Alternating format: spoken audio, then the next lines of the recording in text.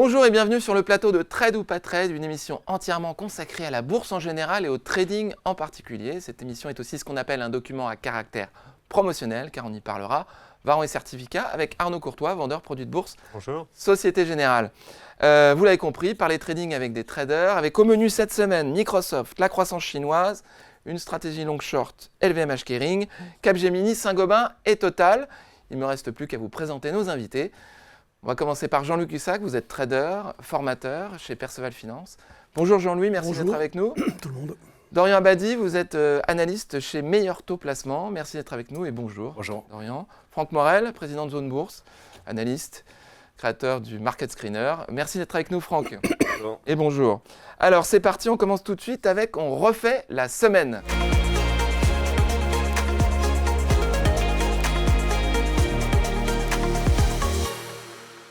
On refait la semaine très intéressante. On va commencer par Franck Morel. Franck, oui, c'est vous qui commencez. Vous allez commencer avec Microsoft. Vous êtes intéressé à Microsoft sur l'intelligence artificielle, j'imagine. Figurez-vous que Microsoft teste sur votre graphique, mais a déjà fait des plus hauts historiques sur la séance d'après. Donc on est sur des... oui, ce graphique date de 16h ou 16h30 hier, effectivement. Je prie de m'excuser. Donc oui, Microsoft vient d'enregistrer des nouveaux records historiques, après une très forte reprise. Donc on avait conseillé le titre ici même, au même endroit, dans le cadre du salon du trading, il me semble. Et donc vers les mi-mars, vers les $250, ça a évidemment très bien marché. La question est, qu'est-ce qu'il faut faire de ces Microsoft désormais? Eh bien, j'aurais envie de dire qu'il faut peut-être en vendre une petite partie, ne serait-ce que parce que la ligne, proportionnellement aux autres lignes qu'on peut avoir en portefeuille, a dû grossir beaucoup plus vite, puisqu'elle a pris plus de 30%. Et donc il faut écrémer, prendre une partie de ses bénéfices, mais certainement pas sortir du titre à mon avis. Même s'il se valorise actuellement 30 fois les résultats, je pense qu'il reste du grain à moudre, notamment aussi parce que le dollar a perdu beaucoup de terrain depuis quelques mois. Microsoft facture 50% de son chiffre d'affaires en dehors des États-Unis et donc va récupérer beaucoup plus de dollars de ce qu'elle facture à l'étranger. Et puis on a toujours évidemment ce mouvement lié à l'intelligence artificielle puisque Microsoft détient 49% d'OpenAI. Et donc l'intelligence artificielle qui est vraiment le moteur de la hausse aux US depuis à peu près 3 à 6 mois, qui a vraiment démarré avec la publication des résultats de Nvidia fin mai, où on s'est rendu compte que l'intelligence artificielle, c'était aussi une source de revenus et de chiffre d'affaires sonnant et trébuchant. Et donc que ce n'était pas juste un concept, que c'était effectivement quelque chose qui générait beaucoup d'argent, en l'occurrence pour Nvidia. Mais vous avez toute la chaîne de valeur, donc tout ce qui est hardware, les serveurs, les semi-conducteurs, donc à Nvidia. Après, vous avez Super Microcomputer, par exemple, pour les serveurs. Vous avez tout ce qui est logiciel avec Microsoft, Adobe.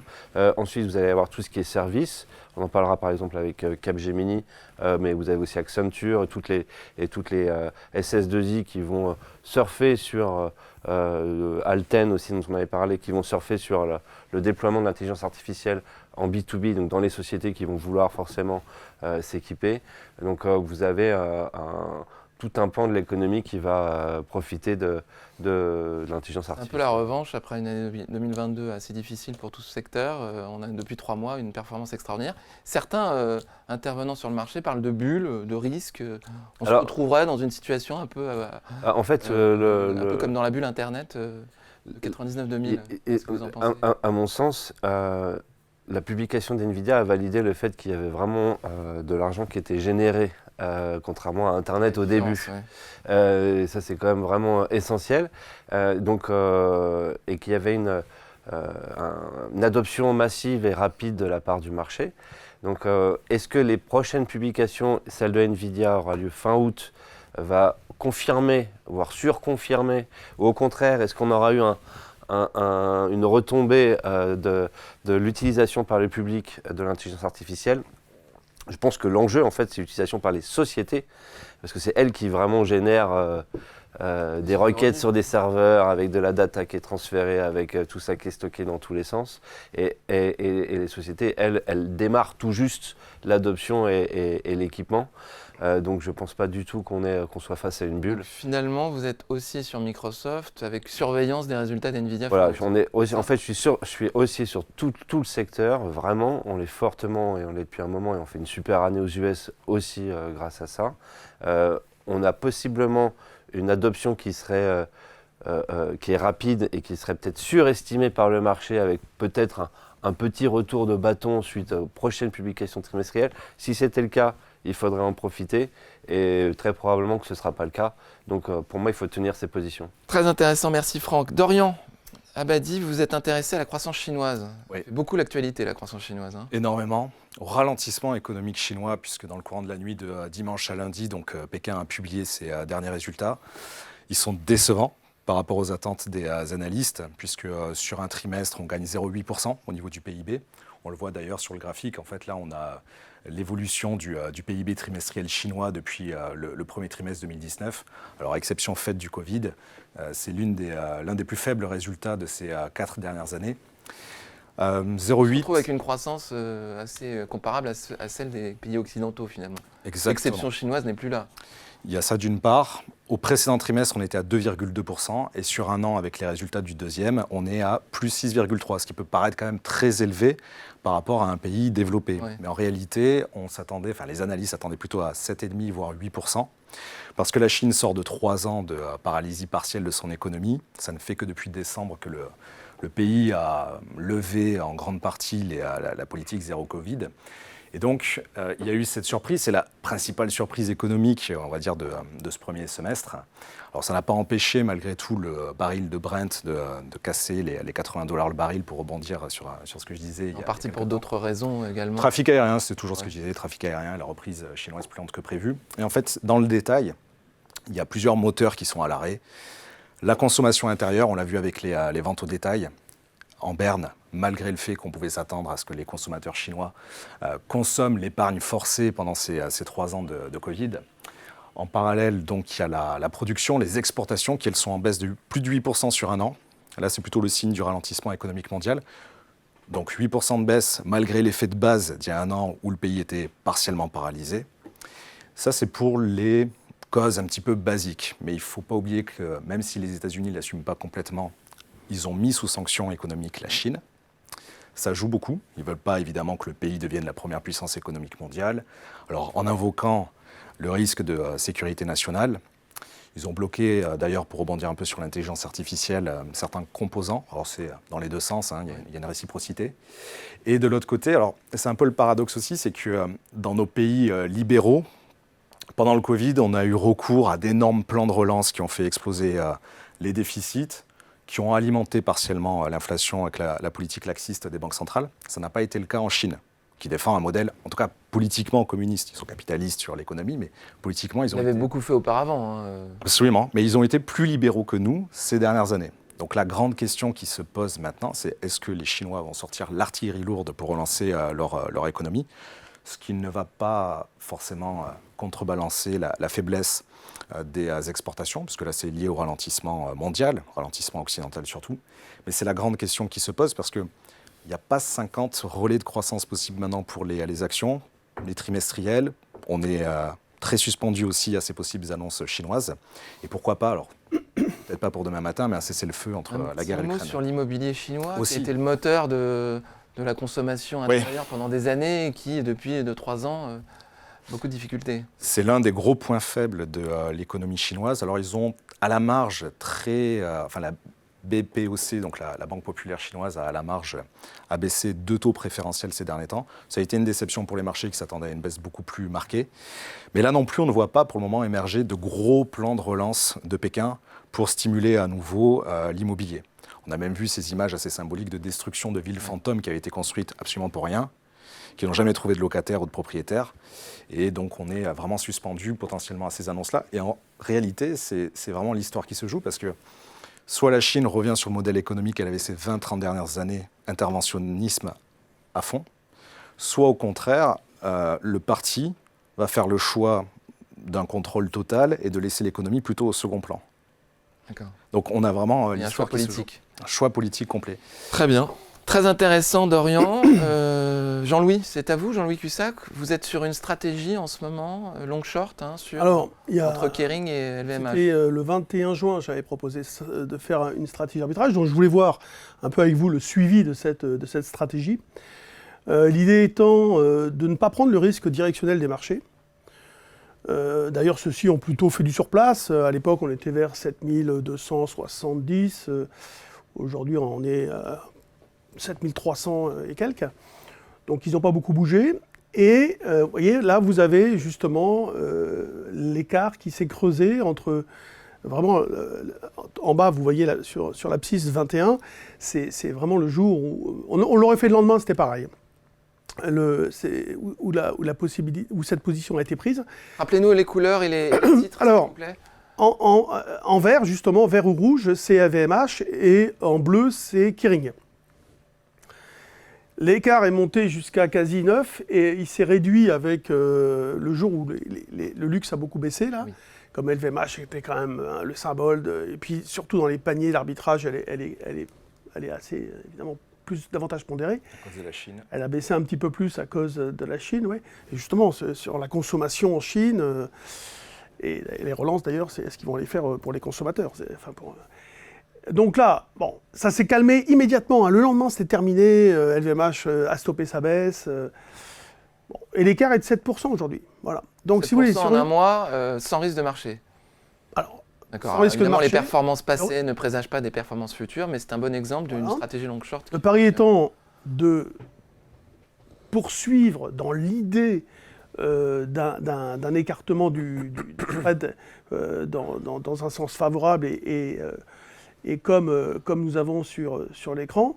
Donc voilà, moi je considère que ça a fonctionné. 7% de performance sans en effet de risque directionnel de marché. Parce que si tout s'écroule, les deux valeurs vont baisser. L'idée étant que même si on avait un écroulement des marchés, vous savez, ce sont toujours, au début, celles qui remontent, c'est les plus belles. Le top du top. Celles qui sont très pondérées dans les indices, etc. Donc, je pense on peut laisser porter. Ce que je veux dire par là, c'est que quand j'ai proposé cela, j'ai dit c'est du long terme. Si c'est bien parti, s'il n'y a pas de nouvelles, il n'y a pas de mauvaises nouvelles qui pourraient venir contrarier cette idée-là. Donc je pense qu'on peut laisser porter, penser que l'écart peut augmenter. Voilà. Quel est le calendrier chinois là ? Est-ce qu'on attend des nouvelles bientôt parce que là, on vient de voir les publications du PIB. Quelle est la prochaine échéance ? La balance commerciale mensuelle, évidemment. D'accord. Mais, à surveiller donc pour le luxe. Non mais là, ce qu'on attend, c'est est-ce que la Chine va prendre des mesures de relance auprès des consommateurs, en fait. Et d'ailleurs, c'est la question. À la limite, la question que j'aurais posée, c'est à combien tu estimes les probabilités qu'ils fassent une relance vraiment auprès des consommateurs ou pas, quoi. Voilà. Un vrai prendre lance. Sachant qu'il y a un évident, problème d'ailleurs sur les consommateurs, c'est chez les jeunes. Vous avez un taux de chômage pour les 16-24 ans qui est supérieur à 20%. C'est un record sur les statistiques récentes en Chine. Ça ne présage rien de bon. Les chiffres des jeunes urbains en plus, ça tient pas. Les jeunes urbains, politiquement, il faut les tenir. Bon, oui. On va suivre ça avec attention. Merci messieurs, très intéressant. On va passer à la rubrique le zoom sur.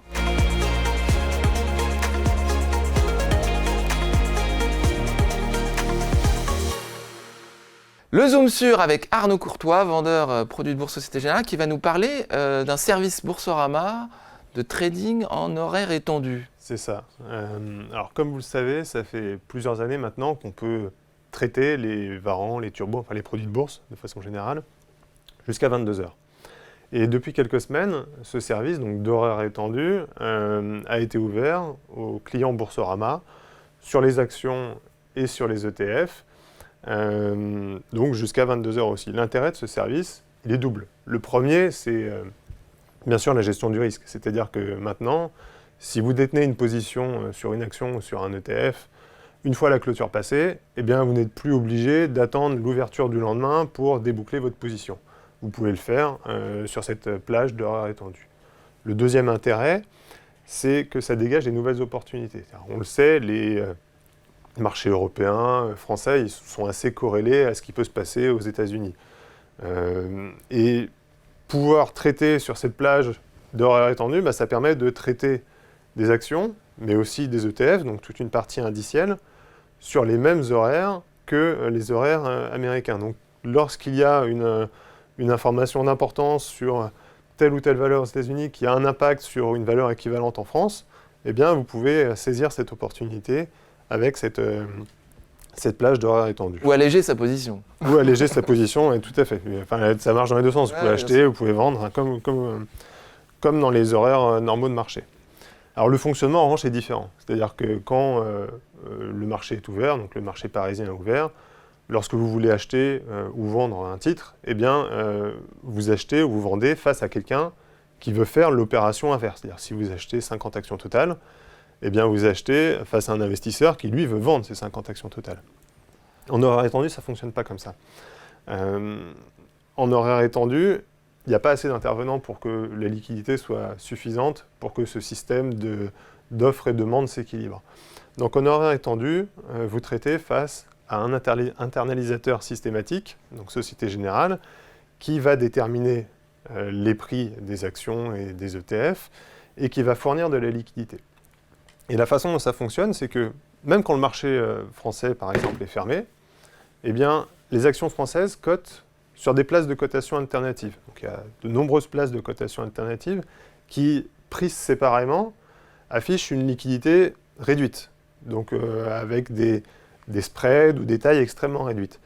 Et le rôle de l'internalisateur systématique, c'est d'agréger toute cette liquidité qui existe sur ces différentes places pour pouvoir fournir des spreads serrés, pour pouvoir fournir des tailles importantes. Donc ça, c'est la première façon, la première méthodologie qui est utilisée par l'internalisateur pour fournir des prix.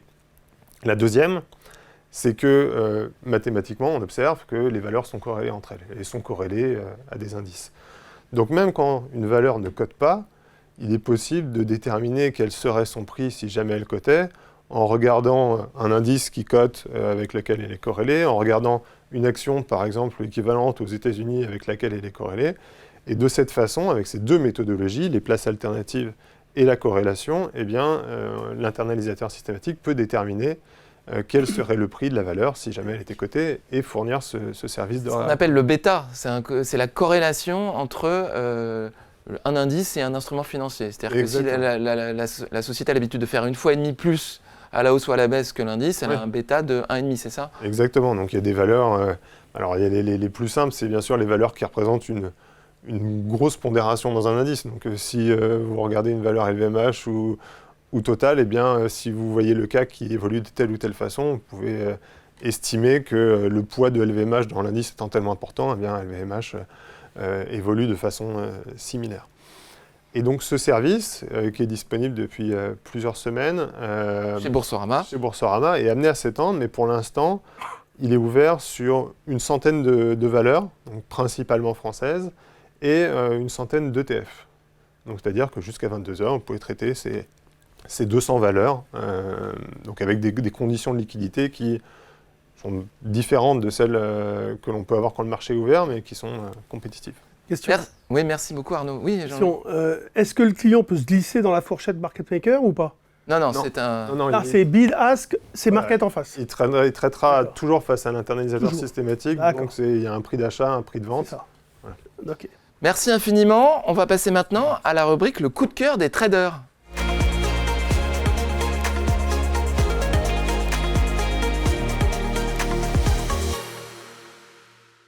Le coup de cœur des traders, vous connaissez le principe, chacun de nos invités traders ou assis autour de la table aura 1 minute, pas plus, 60 secondes pour convaincre les deux autres, charge à eux de déterminer s'il y a trade ou pas trade comme le nom de l'émission. Alors on va commencer avec Franck Morel. Franck Morel, vous allez nous parler de Capgemini. Attendez, le chronomètre va s'afficher, c'est parti.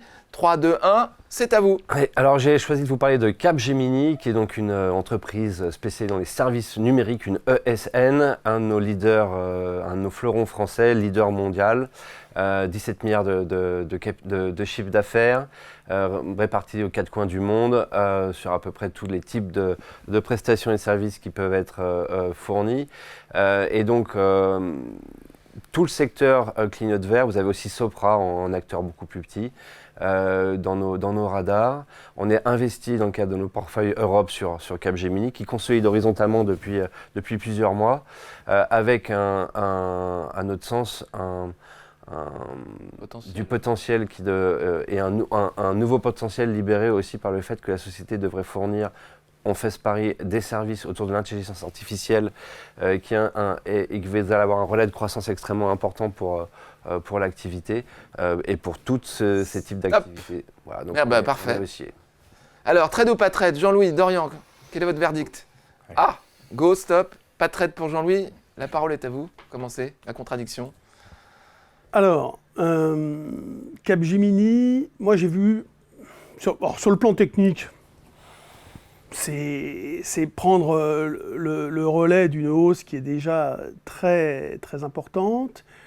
Elle a sous-performé depuis quelques mois, sur au moins l'année qu'on peut voir devant nous là.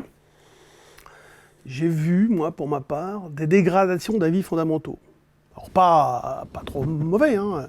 Elle reste quand même dans certaines first lists d'ailleurs. Donc moi, j'y n'irai pas. Je trouve qu'il y a mieux à faire ailleurs et je suis très surpris que Franck nous ait pas proposé. J'ai pas osé, Franck, parce que je me dis, je te la laisse. C'est Alten, que tu adores. On est dessus déjà. Et qui a perdu 16%. Et là, Alten, elle est magnifique. J'ai vraiment. D'un point de vue graphique. Ah bah oui. Et Franck est dessus depuis c'est longtemps. pas le sujet. Donc elle a retracé. Non, mais ça vraiment, faut le dire. Elle a retracé. La dernière fois, je m'y étais opposé. Moi, j'avais dit non, je n'achète pas parce que c'est en haut. Mais là, elle est dans une configuration d'achat très jolie. Voilà, regardez Alten, vous allez voir. Même secteur. Donc je préférerais Alten que Capgemini. Donc stop. Dorian, vous allez dans le sens de Franck. Si le sujet c'est d'investir à très court terme, pourquoi pas avec les turbos. Il y a quelque chose à faire certainement avec un rachat sur le creux, sur le support plutôt des 166, 168 en direction de la résistance des 178. Oui, je pense qu'il y a quelque chose à faire, notamment avec la mode, et c'est un bien grand mot, plutôt le changement structurel, il faudrait dire, sur l'intelligence artificielle. Tout le monde en parle tout le temps. Oui, mais ce qui est important, et je rejoins ce que disait Franck sur Nvidia, c'est qu'on est en pleine saison de publication des résultats trimestriels. Là aussi, ça peut être intéressant de surveiller ceux de Capgemini en vue de ce scénario. À court terme, oui. Moi, je pars du principe que trade ou pas trade. On est vrai que c'est du court terme. On est dans le trading, voilà. On est produits de bourse. Donc, je pense que oui, racheter un creux sur Capgemini, certainement un potentiel intéressant. Produits de bourse qui présentent évidemment un risque de perte Bien sûr. du capital en cours de vie Avec à l'échéance. l'effet de Franck, réponse. Deux choses. J'ai dit qu'elle faisait 17 milliards de chiffre d'affaires, elle fait 23 milliards de chiffre d'affaires. Et le franchissement des 180 a eu lieu hier. Donc en fait, vous avez un signal de sortie par le haut d'une phase de consolidation horizontale. L'intelligence artificielle, ce n'est pas la spécialité de Capgemini, qui est une spécialité du service numérique pour les sociétés à travers le monde. Mais les sociétés vont forcément faire appel encore davantage à ce type de prestataires pour numériser encore davantage leur business et digitaliser comme c'est le cas depuis 30 ans, de plus en plus, et vont aussi avoir des besoins nouveaux autour des nouvelles fonctionnalités qu'offre l'intelligence artificielle. Et je pense sincèrement que des Alten aussi, mais des Capgemini, tous ces types de sociétés vont bénéficier d'un relais de croissance important lié à l'intelligence artificielle, même si ce n'est pas un pur player de l'intelligence artificielle, c'est un pur player du numérique, et on va à peu près tout numériser dans les années qui viennent, c'est à peu près certain. Merci beaucoup Franck. Alors Dorian, c'est à vous. Vous allez nous parler de Saint-Gobain. On remet le chronomètre derrière moi. Il va apparaître dans quelques instants. C'est parti. 3, 2, 1. C'est à vous Dorian. Oui, il y a un scénario de trading que l'on surveille. Au niveau du leader des matériaux de construction, c'est une petite phase de repli sur un point d'achat médian à la tranche 52-55, qu'on peut résumer à 53,5 comme prix médian de rachat. Donc globalement, sur les plus bas de ce canal ascendant qu'on voit en gris sur le graphique, un stop en dessous sur les 48,40, 48,50. L'idée est de tabler sur un rebond. Alors, moi, j'aime bien donner toujours deux objectifs, un de court terme et un peu plus moyen-termiste, sur respectivement les 57,80 et 64,80. On voit ces derniers temps pas mal de relèvements de recommandations, d'objectifs d'analyse, notamment la banque d'investissement américaine Stifel, qui est passée de conserver à acheter, et respectivement de 52 à 68 euros sur le titre comme objectif. Parce qu'on s'attend en fait à ce que Saint-Gobain retrouve ses niveaux d'activité pré-Covid dans les 12 à 24 prochains mois, après déjà une année historique, mais d'un point de vue financier 2022, avec un chiffre d'affaires à 51 milliards et des bénéfices à 3 milliards. Parfait. Parfait respect du timing. Alors Franck Morel, Jean-Louis Cuissac, trade ou pas trade? Tout le monde est d'accord. Alors, c'est un peu triste, mais bon, ça veut dire que Non, mais peut-être que c'est un bon scénario. Jean-Louis. Non, mais c'est une belle valeur. Il y a un consensus très favorable. Il aurait été proposé d'acheter immédiatement, j'aurais dit non. Ouais. Mais voilà, dans l'idée de C'est rien. achat sur repli, 53,5 vous avez dit. hein. Exactement. Oui, Comme pour le Brent la dernière fois d'ailleurs. D'accord. Toujours. on voit là, par exemple, que le 53, c'est un niveau potentiellement support. Ouais. Même si on passe un petit peu sous la ligne de hausse, là, le canal haussier. Mais oui, de toute façon, je pense que ce sont des valeurs, en effet, qu'il faut tenter d'acheter sur des replis. L'investissement est quand même pas trop risqué. Après, c'est un risque. Oui, risque Marché. lié au marché action. Franck. La société est très faiblement valorisée. Alors, on n'a pas une croissance folle de l'activité, mais la croissance est rentable. Faiblement valorisée, vous avez même du dividende. En fait, tout l'enjeu, c'est de savoir si la construction et donc l'immobilier vont se tenir en phase de ralentissement. Mais vous avez aussi tout ce qui est lié à la rénovation énergétique, plus particulièrement, où là, c'est un pur player. Donc, il y a un petit feu rouge autour de tout ce qui est immobilier et construction, et vous avez le feu vert fluo sur tout ce qui est rénovation Vert fluo. et consommation d'énergie. Donc oui, c'est une bonne idée. Parfait. Oui, un autre mot, Pas pardon. forcément sur repli, parce que le repli, généralement, quand on l'attend, n'intervient pas, mais plutôt sur le franchissement des plus hauts. Ah, d'accord. On va être fixé d'ailleurs dans une semaine là-dessus, parce que le 26 juillet, il publie les résultats. Voilà, donc en fait, si vous n'y croyez pas avant, le signal, quand il interviendra, vous ne serez pas dessus, puis ce sera trop tard pour rentrer. Donc, Ça dépend. comme à chaque fois. C'est un peu dur. Ceci dit, sur le potentiel du Un rebond, peu de cynisme chez Franck Morel. Non, mais il y a un pour une moment, fois. Non, il y a 8% en fait, à attendre les venir prendre confirmations, sur le scénario. généralement. Et moi, c'est ça qui m'intéresse, parce qu'en fait, le rebond, là, on est en unité temps quotidienne. Le fait de revenir sur 53, on y était il y a à peine une semaine. Et au-delà de ça, ce potentiel 53,5 à 57,80, on est à peu près à 8% sans effet de levier. Ah oui. C'est ça que je viens de chercher, exactement comme sur le Brent la dernière fois. C'est des 5 à 10%, D'accord. amplifié avec un peu de levier derrière sur le turbo. Dans ma 53, le rapport risque-bénéfice est valable. Et Franck, à 58, il est quand même beaucoup plus défavorable. Donc, ça peut être... Oui, mais les résultats peuvent Mais- faire- Oui, Scénario invalidé, on passe à autre chose. Le rapport Si on revoit les risque-bénéfice, c'est... 53, tu n'auras plus envie de les acheter. Non, mais c'est grave, on aura raté le coup, mais le rapport risque-bénéfice, c'est à l'instant T ce qui nous intéresse en tant qu'investisseur. Donc, si on peut dire il ne me plaît pas ou il me plaît. Voilà, c'est tout simplement ça. Très bien. Considérant que dans les deux cas, nous sommes tous favorables à la valeur. Parfait, c'est clair. Merci infiniment. D'ailleurs, Jean-Louis, je vous laisse la parole, c'est à vous, sur Total. Ouf. On va mettre le chronomètre. J'ai hésité. Total, classique. hein. J'ai hésité à le prendre. Alors, le chronomètre va s'afficher dans quelques instants. 3, 2, 1. Jean-Louis, c'est à vous. Bon, Total Energy, tout le monde connaît évidemment, pas besoin de présenter la société. Là, j'ai pris une grosse du CAC 40 puisque c'est la deuxième pondération. Elle est revenue tout simplement sur un niveau support. Alors évidemment, le graphique, on ne peut pas dire qu'il soit explosif, mais justement, c'est peut-être, comme sur Alten tout à l'heure, dont je parlais, l'occasion d'investir avec un risque très limité. Il y a plusieurs idées, si vous voulez. On achète la valeur ou on cherche à se couvrir, encore une fois. Et donc il y a un graphique juste après où je montre, si vous voulez, la corrélation avec le CAC 40. On n'aura pas le deuxième graphique, Ah, d'accord. malheureusement, Jean-Louis. Ok, bon, donc on peut par exemple acheter du Total, vendre de l'indice, dans une proportion qu'on peut d'ailleurs modifier, pas forcément 1 pour 1, et Donc, turbo call S'arbitrer. avec un petit effet de levier Ouais. à la hausse sur un Total et un turbo put, par exemple, sur l'indice. ouais, là vous m'avez pris 20 secondes. Mais je vous les redonne. Non, mais. Et l'autre possibilité d'arbitrage, parce qu'en ce moment, moi, j'aime bien, si vous voulez, arbitrer. Donc, l'autre possibilité, mais attention, c'est de travailler face au pétrole, mais sachant que le pétrole a une volatilité quand même extrêmement Très importante. bien, très bien. On va Mais- s'arrêter là. Jean-Louis, je suis désolé, vous aurez la parole tout à l'heure, mais là, trade ou pas trade, messieurs? Stop. J'ai l'impression que c'est une question de principe. Mais vous allez... Et donc, trade ici, pas trade ici. Franck, la parole est à vous. Non, mais en fait, il n'y a rien à attendre sur Total sur les 3 prochaines années, d'après les analyses qui couvrent la valeur. Donc en fait, en gros, on va être au 5e trimestre de décroissance publié. Ça fait 15 ans que le chiffre d'affaires, la société fait le même chiffre d'affaires. Je ne crois pas que le pétrole soit l'avenir. Quand bien même elle est extrêmement faiblement valorisée,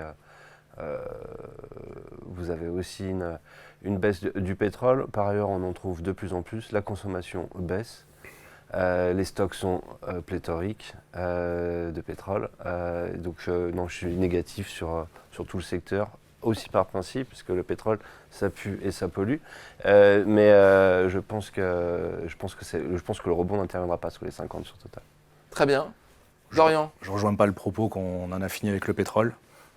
Clairement, peut-être une baisse de volume dans la consommation, même s'il s'est stabilisé autour de 80-81 $ le baril. Je pense qu'à court terme, et même à long terme, parce qu'en réalité, avec le paiement d'un dividende particulièrement généreux tous les trimestres, ça peut être. On a combien de pourcents de dividendes là chez Total? 5, 5-6, ouais, quelque chose comme ça, dans ces eaux-là. 6. Mais bref, oui, à court comme à moyen terme, je pense que du Total à 50-51 €, c'est bon en portefeuille. Pour le dividende ou même pour tabler sur un rebond. En l'occurrence, le rebond à court terme, ce serait en ciblant certainement la résistance des 55 à la louche. Donc oui, moi j'y suis plutôt favorable. 51-55, ça reste quand même un joli potentiel. D'autant qu'on n'a pas forcément vu tout le rebond du baril sur 2023 Oui, encore. Oui, encore une fois, vous le soulignez tout à l'heure, énorme volatilité. Oui.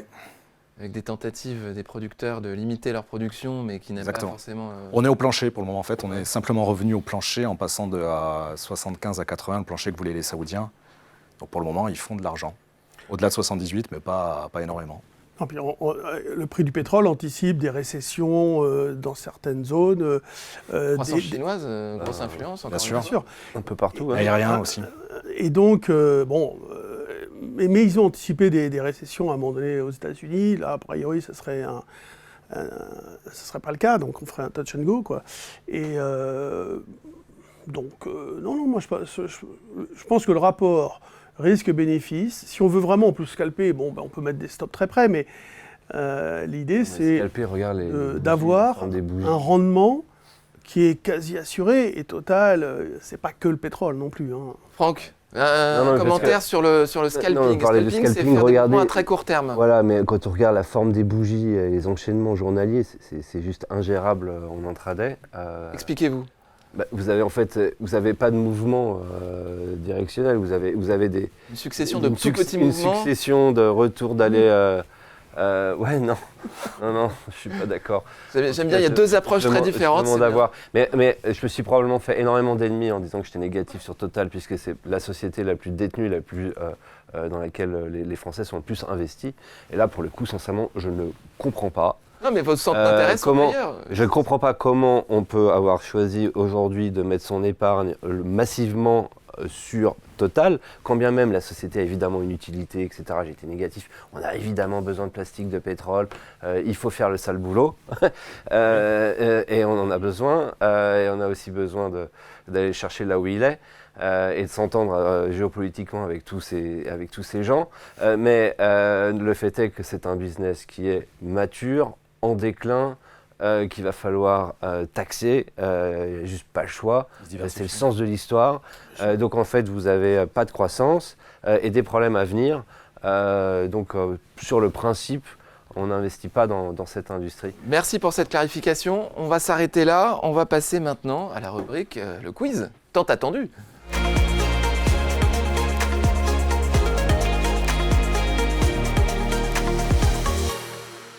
Rubrique à vos marques, le quiz avec Arnaud Courtois qui va nous faire un qui suis-je ou un que suis-je. Vous allez nous montrer des graphiques et puis il va falloir deviner la valeur, c'est ça? Exactement. Alors, le principe. On va afficher le premier graphique. Voilà, vous l'avez déjà vu dans l'émission. Alors, quelle action américaine se cache derrière cette courbe depuis le début de l'année? AMD, Intel ou Nvidia? Franck. Nvidia. Ah oui. J'attendais Franck sur ce graphique. Il a parlé de Microsoft en début d'émission. Et si elle replie, il faudra en prendre. Oui, donc Nvidia... Vous le savez, ça. Ouais. S'il vous plaît, laissez les explications. J'imagine que vous le saviez tous. Hein. On est sur une des plus grosses performances d'actions américaines depuis le début de l'année. Donc Nvidia, historiquement, les gamers connaissent cette valeur depuis longtemps, qui fabriquait des cartes graphiques, mais que l'on retrouve maintenant, globalement, qui s'est positionné comme en fournissant des systèmes de calcul informatique. Et donc on retrouve dans les agents conversationnels, donc les fameuses IA, ChatGPT, etc., et dans les dans les véhicules autonomes, qui est en croissance très forte depuis le début de l'année, avec un saut marqué lors de la publication des résultats du Q1 le 24 mai. 25%, c'est très beau. Merci. Alors, 1 point pour Franck, 0 pour Jean-Louis, 0 pour Dorian. Deuxième question. Alors, plus compliqué peut-être celle-ci. Quelle action issue du secteur multimédia correspond à cette évolution depuis le début de l'année? Activision Blizzard, Electronic Arts ou Tech2 Interactive? Dorian. Activision. C'est Activision, exactement. Bravo. Donc on est sur une courbe, une courbe de l'action qui n'évolue quasiment pas depuis 1 an, puisque ça fait presque 18 mois désormais qu'il y a une offre de rachat d'Activision Blizzard par Microsoft à $95 et que du coup l'action évolue en fonction de l'actualité, des publications des autorités sur l'approbation ou non de la fusion, et elle cote désormais à un peu moins de $93. Donc pour les marchés, c'est pas chose faite encore, mais voilà, il y a eu une baisse le 26 avril suite au refus de l'autorité britannique de valider le rachat, et une nouvelle hausse suite à un avis plus favorable de l'Union européenne récemment. 1 point pour Dorian, 1 point pour Franck, 0 pour Jean-Louis. Troisième question. Quelle action issue du secteur automobile correspond à cette évolution depuis le début de l'année? Éliminé. On disqualifie ça. C'est sûr que c'est une question de rapidité. Tesla, General Motors ou Volkswagen? Dorian, je pense. Tesla. Tesla. Tesla, c'est sûr. Si on affiche les autres les graphiques échanger. des autres valeurs, voilà. Oh. La courbe d'évolution de Tesla est bien sûr très différente de ses comparables du secteur automobile. Beaucoup plus de volatilité. Donc un début d'année en fanfare, puis une baisse. Et depuis le 16 mai et la confirmation par Elon Musk qu'il allait rester CEO de l'entreprise, eh bien, une nouvelle phase de hausse. Et donc depuis le début de l'année, la valeur a fait fois 1,5, alors que ces comparables du secteur automobile ont bien sûr varié beaucoup moins. 2 points pour Dorian, 1 point pour Franck, 0 pour Jean-Louis. Jean-Louis, allez-y. Quatrième question. Quatrième question. Quelle action issue du secteur de la consommation correspond à cette variation depuis le début de l'année? Walmart, Casino ou Carrefour? Jean-Louis. Casino. C'est Casino, exactement. Bravo. Donc une baisse au début de l'année suite à des résultats en berne, et puis depuis quelques semaines, une actualité très fortement liée aux spéculations sur l'avenir du groupe, et récemment une baisse très importante suite au projet de rachat, en sachant que les actionnaires individuels, les actionnaires existants de Casino vont être dilués massivement sur le projet en cours, puisqu'ils ne représenteront que 0,3% du nouvel actionnariat. Le prix théorique serait de 0,05. Waouh. Ça fait mal. Un peu comme du Orpea. Jean-Louis, 1 point. Dorian, 2 points. Franck, 1 point. Dernière question. Quel indice correspond à cette variation depuis le début de l'année? Le VIX, le CAC 40 ou le S&P 500? Jean-Louis, je sais qu'il va trouver la bonne réponse. VIX. Ah oui. C'est le VIX, bien évidemment. Franck, on vous entend plus? Ah oui, non, mais je suis assez rapide. Ouais, il l'entend celui-là au moins. Pardon, on laisse Arnaud expliquer un peu. Donc il y a un profil d'évolution bien sûr très différent. C'est pas un indice action, donc ça n'a rien à voir avec le CAC ou le S&P. Et le VIX qui retrouve des points bas depuis quelques mois, puisqu'on doit être aux alentours de 12, ce qui est historiquement très bas et beaucoup plus bas que ce qu'on a pu avoir ces dernières années. Petit point sur le VIX, Jean-Louis. C'est vrai que 12, c'est quand même rien du tout. Alors non, c'est pas rien du tout. Ce qui compte, c'est en fait comment s'est construit un mouvement. Moi, je travaille beaucoup là-dessus, si vous voulez. C'est le mouvement de hausse des marchés a été construit avec une volatilité implicite extrêmement élevée, qui a eu pour caractéristique de ne pas vraiment baisser pendant la hausse.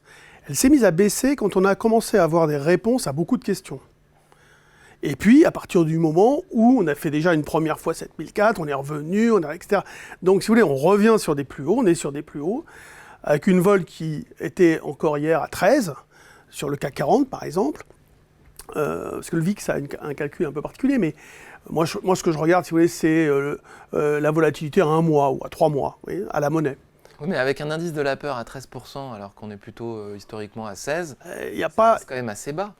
C'est bas par rapport à la période, mais moi, je l'ai connu à 9. Hein. Oui, c'est vrai. Je l'ai connu à 9. Quand j'ai dit, en fin 2019, quand j'ai dit qu'il y avait un problème, on était à 10. Et là, on avait construit une hausse avec une vol qui ne cessait de baisser. On voyait que les acteurs des marchés, les investisseurs, notamment les gérants, vous savez, à ce moment-là, quand ils ne savent plus quoi faire, ils vendent des puts en disant « ça ne me dérange pas, on est à 6100, d'être acheteur à 5008 ». Le problème, c'est quand on va à 5008, là, ça les dérange.